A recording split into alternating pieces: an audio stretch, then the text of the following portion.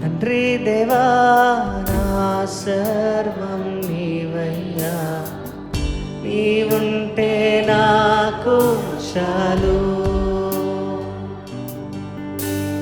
తండ్రి దేవా నా సర్వం నీవయ్యా, నీవుంటే నాకు చాలు. నా ప్రియుడా నా ప్రాణమా నిన్నారాధించెదన్,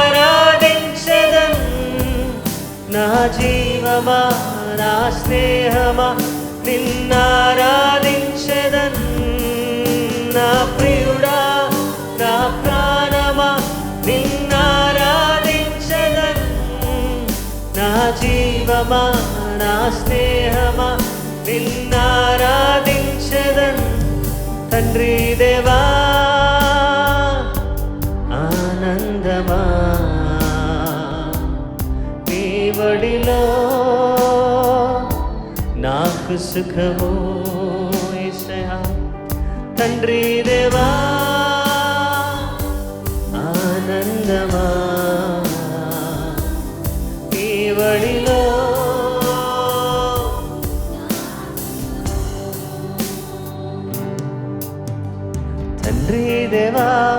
తండ్రి దేవా నా సర్వం నీవయ్యా, నీవుంటే నాకు చాలు.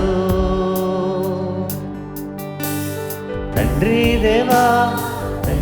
దేవా నా సర్వం నీవయ్యా, నీవుంటే నాకు.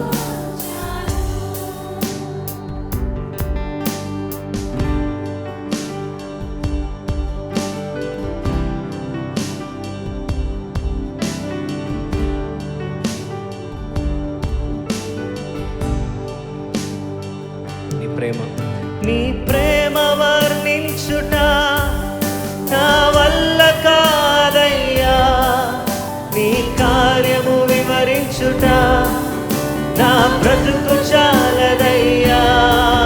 నీ ప్రేమ వర్ణించుట నా వల్ల కాదయ్యా, నీ కార్యము వివరించుట నా బ్రతుకు చాలదయ్యా. తండ్రి దేవా ఆనందమా నీ ఒడిలో నాకు సుఖము. తండ్రి దేవా ఆనందమా నీ ఒడిలో నాకు సుఖము. తండ్రి దేవా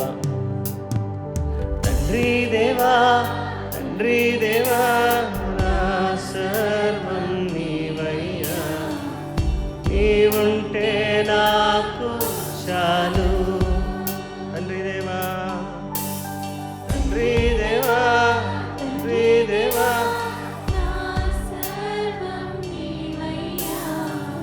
నీవుంటే నాకు.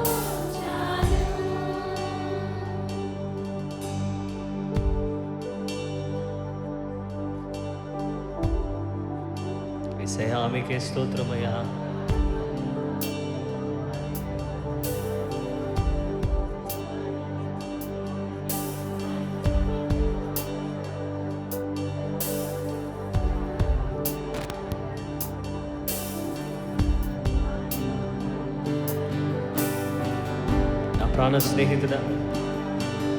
నా ప్రాణ స్నేహితుడా నీ సన్నిధి పరిమళమే జుంటెతేనె కన్నా నీ ప్రేమ మధురమయ్యా. నా ప్రాణ స్నేహితుడా నీ సన్నిధి పరిమళమే జుంటెతేనె కన్నా నీ ప్రేమ మధురమయ్యా. తండ్రి దేవా ఆనందమా నీ ఒడిలో నాకు సుఖము. తండ్రి దేవా ఆనందమా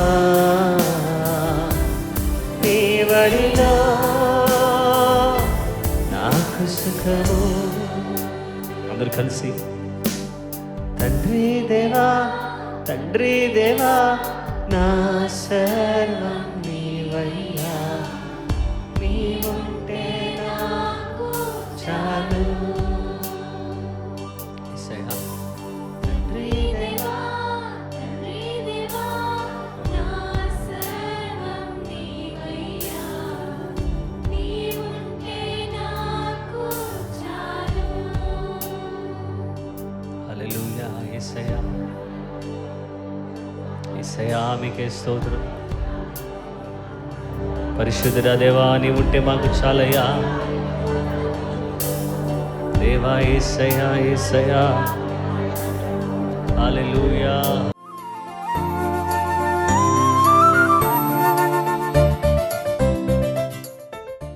ప్రభువైన యేసుక్రీస్తు నామములో మీకందరికి కూడా శుభములు వందనాలు తెలియజేస్తున్నాను.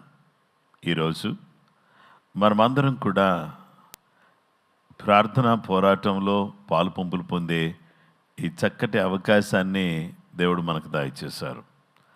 ఈరోజు మనమందరం కూడా జీవం గల దేవుణ్ణి ఆరాధించే అవకాశం సర్వశక్తి కలిగినటువంటి దేవుడు మనకు అనుగ్రహించారు. కాబట్టి ఈ దినాన్న నా ప్రియమైనటువంటి సహోదరి సహోదరులారా, ఆయన సన్నిధిలో ఉన్నటువంటి మనమందరం కూడా ఆయన గణపరిచేటటువంటి చక్కటి అవకాశాన్ని దేవుడిచ్చినందుకు నేను దేవునికి కృతజ్ఞతలు వందనాలు తెలియచేస్తున్నాను. ఈరోజు మన ధ్యానాంశము గాడ్ ఆఫ్ ఏనోష్. ఏనోషు దేవుడు అనే అంశాన్ని గురించి దేవుని యొక్క వాక్యాన్ని మనం ధ్యానం చేస్తున్నాం. ఆదికాండం 4వ అధ్యాయం 25 నుండి 26 వరకు చదువుకుందాం. ఆదాము మరలా తన భార్యను కూడినప్పుడు ఆమె కుమారుని కని కయీను చంపిన హేబేలునకు ప్రతిగా దేవుడు నాకు మరి ఒక సంతానమును నియమించను అనుకుని అతనికి షేతు అను పేరు పెట్టెను. మరియు షేతునకు కూడా కుమారుడు పుట్టెను. అతనికి ఏనోష్ అను పేరు పెట్టెను. అప్పుడు యెహోవా నామమున ప్రార్థన చేయుట ఆరంభమాయెను. దేవుని బిడ్డలారా, పరిశుద్ధ గ్రంథములో మనం చూస్తే ఆదికాండం 4వ అధ్యాయం 25-26 వచనాలు మనం చదువుకున్నాం. Genesis chapter 4 verse 25 and 26. Adam slept with his wife again. She had a son whom she named Seth. She said, God has given me another child in place of Abel whom Cain killed. And then Seth had a son whom he named Enosh. That's when men and women began praying and worshiping in the name of God. దైవ లేఖనములో మనం చూస్తే ఎనోషు దేవుడు అనే అంశంలో మొదటిగా ఆదామును గురించి మనం చూద్దాం. ఆదాము అనగా భూ సంబంధమైన మనిషి లేక నేల, భూమి అని అర్థం. అయితే సేతు అనేటటువంటి మాటకు చాలు లేక స్థిరమైన అని అర్థం ఉంది. ఏనోషు అనే మాటకు మార్టల్ మ్యాన్, మరణకారకుడు. రెండవ అర్థం ఏంటంటే సిక్, అనారోగ్యము గలవాడు. ఇక మూడో అర్థం ఏంటంటే డిస్పైర్డ్ ఆఫ్, నిరుత్సాహపరుడు. నాలుగో అర్థం ఏంటంటే ఫర్గెట్ఫుల్, మతిమరుపు గలవాడు. ఐదో అర్థం హ్యూమన్, మనిషి. ఇక ఆరో అర్థం ఏంటంటే ఫ్రైల్ ఫ్లెష్, సునాయాసంగా పాడయ్యేది మరియు విరిగిపోయే శరీరము గలవాడు అని అర్థం. ఏనోషు అంటే మార్టల్ మ్యాన్, మరణకారకుడు, అనారోగ్యం గలవాడు, నిరుత్సాహపరుడు, మతిపరుపు గలవాడు, మనిషి మరియు విరిగిపోయే లేక పాడైపోయే శరీరం గలవాడు అని అర్థం. ఈ యొక్క ఏనోషు పుట్టినప్పుడు ఇన్ని ప్రాబ్లమ్స్ ఉన్నాయి కదా. మరి ఇన్ని ప్రాబ్లమ్స్ ఉన్నవాడు వీటిలన్నిటిలోంచి బయటపడాలంటే ఏం చేయాలి? అని అంటే అతడు చేయాల్సిన పని ఏంటంటే అతడు పుట్టినప్పుడు ప్రార్థన చేయుట ప్రారంభమాయను. ప్రేయర్. ఎవరికి ప్రార్థన కావాలి? మరణకారకుడికి ప్రార్థన కావాలి, అనారోగ్యం కలిగిన వాడికి ప్రార్థన కావాలి, నిరుత్సాహపరుడికి, మతిమరుపు గలవాడికి, మామూలు మనిషికి, సునాయాసంగా పాడయ్యేటటువంటి విధానం కలిగిన వాడికి, విరిగిపోయే శరీరం కలిగినటువంటి వాడికి, ఇలాంటి వ్యక్తికి ప్రార్థన కావాలి. ఆదికాండం 4:26. మరియు షేతునకు కూడా కుమారుడు పుట్టెను, అతనికి ఏనోష్ అని పేరు పెట్టెను. అప్పుడు యెహోవా నామమును ప్రార్థన చేయుట ఆరంభమాయెను. Genesis chapter 4 verse 26. When Seth grew up, he had a son, named him Enosh. At the time people first began to worship the Lord by name. దేవుని వాక్య భాగములో మనం చూస్తే సేతు అనగా ఈ యొక్క మరణకారకుడు, క్షయుడు అయినటువంటి మానవుడు పుట్టినప్పుడు దేవుని బిడ్డలారా ప్రజలు ప్రార్థన చేయటానికి, స్తుతించటానికి, దేవునికి కృతజ్ఞతలు చెప్పడానికి ప్రారంభించారు. అయితే దేవుని వాక్యం చెప్తున్నటువంటి మాట ఏంటంటే యాకోబు పత్రిక 5:13-14, మీలో ఎవరికైనా శ్రమ సంభవించినా అతడు ప్రార్థన చేయవలెను, ఎవరికైనా సంతోషం కలిగినా అతడు కీర్తనలు పాడవలెను, మీలో ఎవడైనాను రోగి అయి ఉన్నాడా అతడు సంఘపు పెద్దలను పిలిపింపవలెను, వారు ప్రభు నామమున అతనికి నూనె రాసి అతని కొరకు ప్రార్థన చేయవలెను. నా ప్రియమైనటువంటి సహోదరి సహోదరులారా, మీలో ఎవరికైనా శ్రమ ఉన్నదా? కష్టాలు ఉన్నాయా? బాధలు ఉన్నాయా? ఆర్థిక ఇబ్బందులు ఉన్నాయా? కుటుంబ సమస్యలు ఉన్నాయా?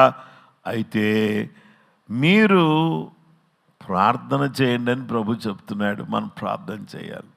ఎవరికైనా బాగా సంతోషం కలిగిందంటో వాళ్ళు కీర్తనలు పాడాలి.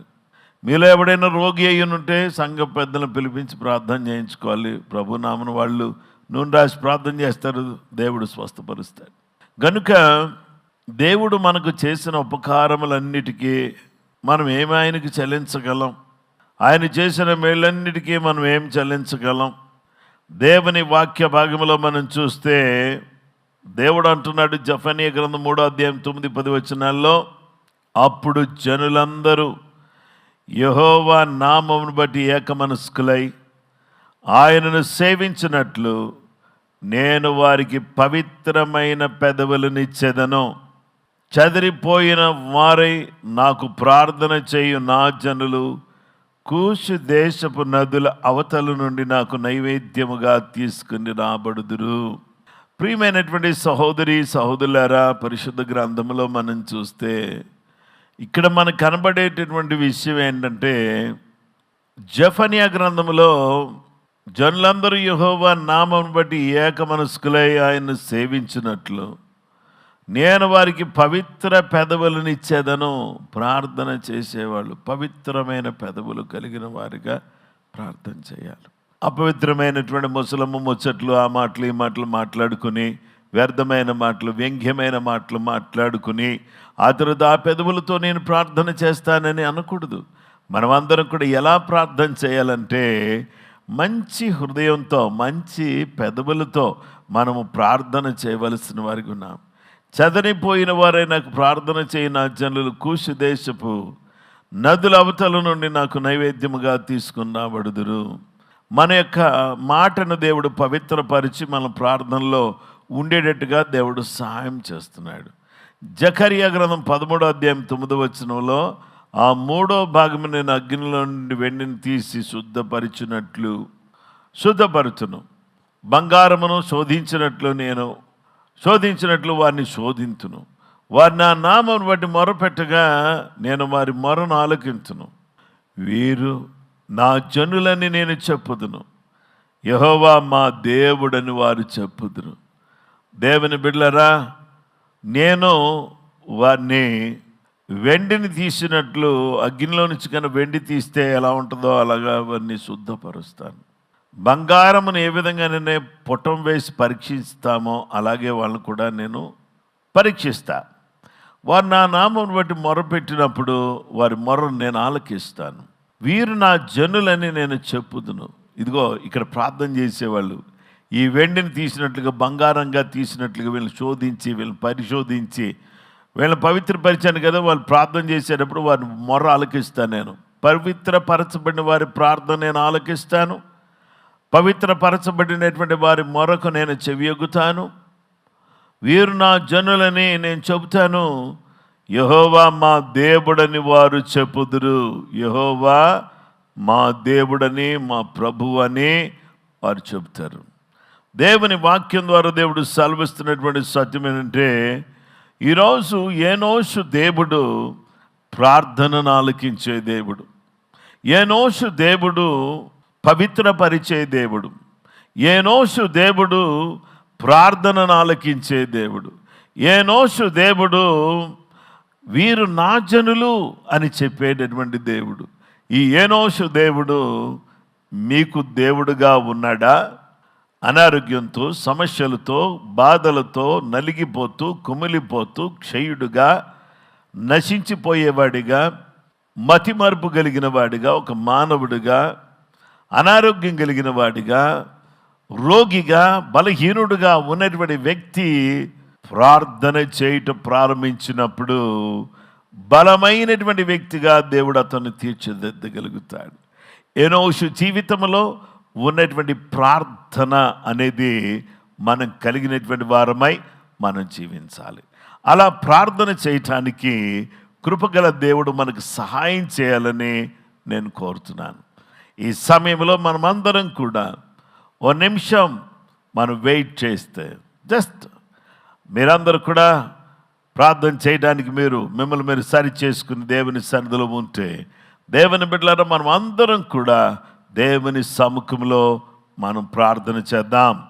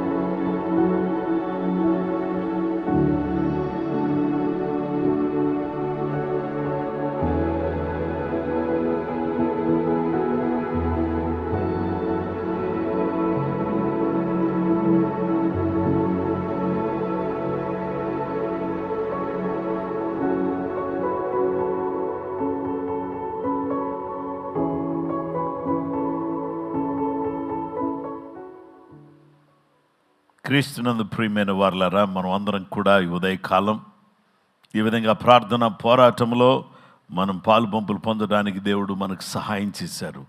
అయితే ఉదయకాలం దేవుని పాదాల దగ్గర మనం ప్రార్థన చేద్దాం. దయచేసి ఈ యొక్క ప్రార్థన అంశాలు మనం అందరం కూడా కలిసి ప్రార్థన చేద్దాం. దయచేసి లైవ్లో వీక్షిస్తున్న ప్రతి బిడ్డ కూడా ఈ ప్రార్థనలో ఏకీభవించాల్సిన ప్రేమతో నేను మీకు మనవి చేస్తున్నాను. ప్రార్థన చేసుకుందాం. దేవానికి స్తోత్రం. ఈ నూతన దినాన్ని ఇచ్చినందుకు నీకు వందనాలు. యేసు ప్రభువానికి స్తోత్రం. నన్ను అడుగుమో జన్మలను నీకు సొత్తుగాను, భూమిని దిగంతముల వరకు నీకు సొత్తుగాని ఇస్తానన్నారు. నన్ను అడుగుము జన్మలకు స్వాస్థ్యముగా, భూమిని దిగంతముల వరకు సొత్తుగా ఇస్తానని చెప్పిన గొప్ప దేవ, నిన్ను అడుగుతున్నాము. మాకు ప్రజలు కావాలి, వారి జీవితాలు మారాలి. మా ప్రభువా నీకు స్తోత్రం నాయనా. నాయన నీ పాద సన్నిధిలో మేము అడుగుతున్నాము, మాకు భూమి కావాలి దేవా. ఆ భూమిలో నీకు చక్కటి విశాలమైనటువంటి మందిరాన్ని నిర్మించి ప్రజలందరూ కూడా సిద్ధపరిచి వాళ్ళందరూ కూడా నాయన పాప మలినపు జీవితాన్ని తీసివేసి ఒక చక్కటి ఆత్మీయమైనటువంటి జీవితంలోకి వాళ్ళు నడిపించి నీ రాజ్యానికి వారసులుగా తీర్చిదిద్దడానికి మాకు జనులు కావాలి, మాకు భూమి కావాలి. ఈ సంవత్సరం ఫలభరితమైన సంవత్సరం. ఈ సంవత్సరం మా బ్రతుకులన్నీ, మా కుటుంబాలన్నీ ఫలభరితంగా మారడానికి సహాయం చేయండి. ఆదివారం జరుగుతున్న ఆరాధనలు మీ చేతిలో పెడుతున్నాం, సహాయం చేయండి. చిన్నపిల్లల మధ్యలో జరుగుతున్న ఆరాధనలు మీ చేతిలో పెడుతున్నాం. మొబైల్ చర్చిలో జరుగుతున్న ఆరాధన మీ చేతిలో పెడుతున్నాం తండ్రి. ప్రార్థన పోరాటంలో అనేక మంది పాలు పంపులు పొంది దీవించబడడానికి సహాయం చేయండి. ప్రతి ఉదయకాలం నీ ద్వారా దీవించబడడానికి కృప చూపించండి. ప్రతి బుధవారం జరుగుతున్నటువంటి పెన్యుయల్ లైవ్ యూత్ గ్రూప్ కొరకు ప్రార్థన చేస్తున్నాం. అనేక మంది యవనస్తులు ఈ యొక్క యవనస్తులు కూడికలు పాలు పంపులు పొంది బలపరచబడడానికి సహాయం చేయండి. అలాగే ప్రభువా ఉపవాస ప్రార్థనలో మీరు మాకు తోడుగుండి సహాయం చేయండి. సంఘ దర్శనం కొరకు ప్రార్థన చేస్తున్నాం. సువార్త అందరి వారికి అందించడానికి, విశ్వాసుల దైవరాజ్య విస్తరణ కొరకు సిద్ధపరిచి పంపుడుకు అవసరతలో ఉన్న వారికి నీ ప్రేమ హస్తాన్ని అందించి ఆదుకోవడానికి సహాయం చేయండి దేవా. ప్రజలు చేరుకోవడానికి, తప్పించడానికి, ఉజ్జీంప చేయడానికి, పంపడానికి కృప మీరు అనుగ్రహించండి. సువార్త విరివిగా వ్యాప్తి చెందునుగాక, ఆత్మలు రక్షించబడుదురుగాక, అనేక మంది బాప్తిస్మం పొందుదురుగాక, స్వస్థతను ప్రతి బిడ్డకు దయచేయండి. దుఃఖంలో ఉన్న వారికి ఆదరణ దయచేయండి. మీడియా ద్వారా మీ నామాన్ని గణపరచుకోండి. కుటుంబాలన్నీ కాపాడండి. నూతన విద్యా సంవత్సరంలో బిడ్డలకు సహాయం చేయండి. వ్యాపార విషయంలో, ఉద్యోగాల విషయంలో, గృహాల విషయంలో, వాహనాల విషయంలో, వివాహాల విషయంలో, సంతాన విషయంలో మీ పాద సన్నిధిలో మేము ప్రార్థన చేస్తున్నాం. ప్రతి విధమైనటువంటి సమస్యలను దూరం చేయండి. కోర్టు కేసెస్ను కొట్టివేయండి. విజయము దయచేయండి. స్థానిక సంఘాన్ని బలోపేతం చేయండి ప్రభా. సంఘ సరిహద్దులు విశాలపరచండి నైనా. సార్వత్రిక సంఘాన్ని జ్ఞాపకం చేసుకోండి ప్రభువా. మా దేశాన్ని నైనా నాయకులను మీ చేతిలో పెడుతున్నాం, సహాయం చేయండి.